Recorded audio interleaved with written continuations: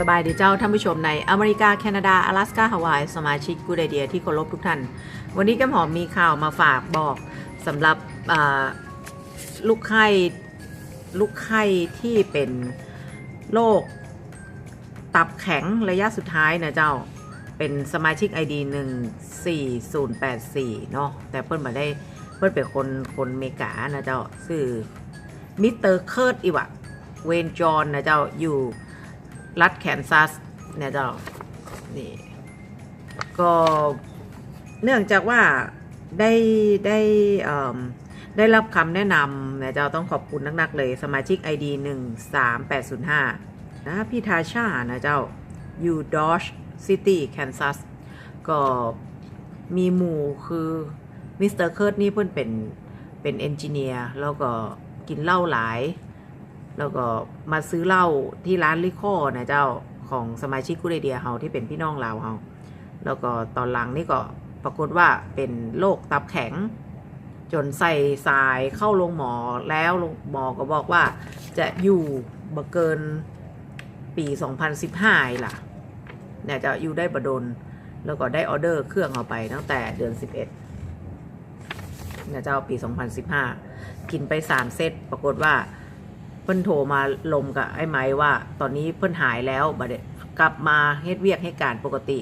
บ่ต้องไปเจาะบ่ต้องใส่สายบ่ต้องเข้าโรงหมอออกจากโรงหมอได้แล้วจากที่หมอบอกว่าเป็น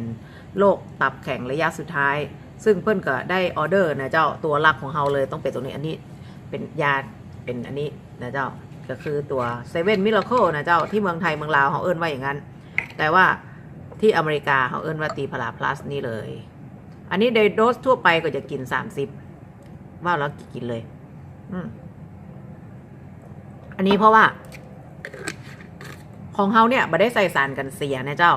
เวลากินเสร็จเนี่ยต้องเอาใส่ตู้เย็นถ้าบ่ใส่ตู้เย็นเนี่ยมันจะเสียได้เพราะเฮาบ่ใส่สารกันเสียถ้าสมุนไพรไหนใส่สารกันเสียแล้วท่านเปิดแล้วท่านต้องเอาเข้าตู้เย็นก็ได้นะเจ้าก็ถามว่าทำไมตีพลาพลัสของเฮาเนี่ยถึงใช้แล้วได้ผลเห็นผลแก้มหอมสามารถวัดค่าเลือดลูกไข้ภายใน7มื้อได้ก็เพราะว่าตัวตีพลาพลัสเราเนี่ยใช้วิวัฒนาการความทันสมัยผลิตที่ประเทศสหรัฐอเมริกาโดยการสกัดคอนเซนเทรตหมายความว่าคือสูตรตีพลาพลัสของเราเนี่ยนะเจ้าอันนี้ของเรามีส่วนผสมต้อง10 กว่าอย่างนะถ้าเกิดว่าตีพลาพลัสจะมีแค่3อย่างแต่ว่าของเราเนี่ยจะสกัด200 ต่อ 1ซึ่งมีความเข้มข้นมากถ้าสมัยเก่าเนี่ยเพิ่งก็จะเอาสมุนไพรมาต้มมารวมกัน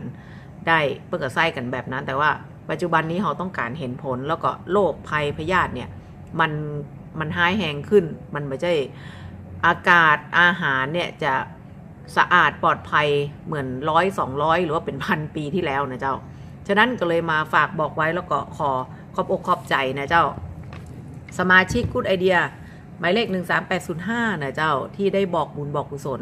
คือหมู่เนี่ยหายคือการที่เราได้พูดท้องว่าบอกสิ่งดีๆนะเจ้ามีค่ามากกว่าเงินคำกำแก้วเป็น100 ล้านพันล้านเพิ่นบอกว่าคนนี้นี่รวยมากเลยนะเจ้าก็มามีประโยชน์ถ้าเกิดว่าเป็นโรคเป็นอย่างหรือว่าต้องเสียชีวิตไปฉะนั้นการที่เราหู้สิ่งดีๆแล้วก็ได้ใส่สมุนไพรดีๆหรือว่ามีเปิ้นฮ้องว่ามีข้อมูลดีๆโดยแบ่งปันแก้มหอมออกทีวีแก้มหอมก็ส่วนมากจะเน้นฮื้อเปิ้นฮ้องว่าฮื้อความรู้นะเจ้าเกี่ยวกับการดูแลร่างกายต่างๆแล้วก็อยากจะฮื้อท่านเนี่ยไปบอกคนอื่นคนที่ท่านรักนะเจ้ารอแก้มหอมบอกคนเดียวคงบอกบ่ไหวนะเจ้าคนเจ็บคนป่วยนี่เฉพาะ มาต้องเว้าถึงระดับประเทศละเอาแค่ใกล้ๆก็มีหลายอยู่แล้วก็เลยมาฝากขอบอกขอบใจแล้วก็ขอให้บุญกุศลนี้หนุนนำนะเจ้าสมาชิก13805ตัวนะ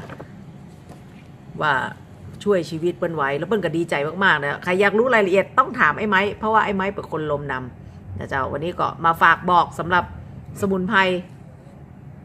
ที่ประเทศสหรัฐอเมริกาเนี่ยจะ$150เพราะว่ามีขนาด980ซีซีตัวนี้ก็คือว่าง่ายๆก็คือ1 ลิตร 1,000 ซีซีแต่เมืองไทยเนี่ยจะขนาด750ซีซีฉะนั้นเมืองไทยจะราคาขวดละ 1,900 บาทนะเจ้าแต่ว่าที่ประเทศสหรัฐอเมริกาเนี่ยราคาขวดละ$150แต่ว่าแก้มหอมจะจัดโปรโมชั่นสำหรับสมาชิกกูดไอเดียทีวีรู้สึกว่าจะ ถ้าใดมูจำไม่ได้ อย่างใดก็โทรเข้ามาแล้วกันเพราะว่าแต่ละมื้อโปรโมชั่นบ่คือกันฝากไว้นะเจ้าว่าสมุนไพรล้างพิษตับที่ดีที่สุดเท่าที่เราจะหาได้นะเจ้าก็คือตัวตีพลาพลัสตัวนี้บายดร.แก้มหอมเจ้าสนใจสอบถามรายละเอียดเพิ่มเติมนะเจ้าในอเมริกาแคนาดาหรือว่าเมืองไทยเมืองลาวสามารถโทรสอบถามตามเบอร์โทรข้างล่างนี้นะเจ้าโดยเฉพาะเบอร์โทรฟรี1888-634-5666แล้วก็รายละเอียดติดต่อตามเมืองไทยนะเจ้าหรือว่าเมืองลาวเจ้าขอบใจหลายๆเจ้าสบายดีเจ้า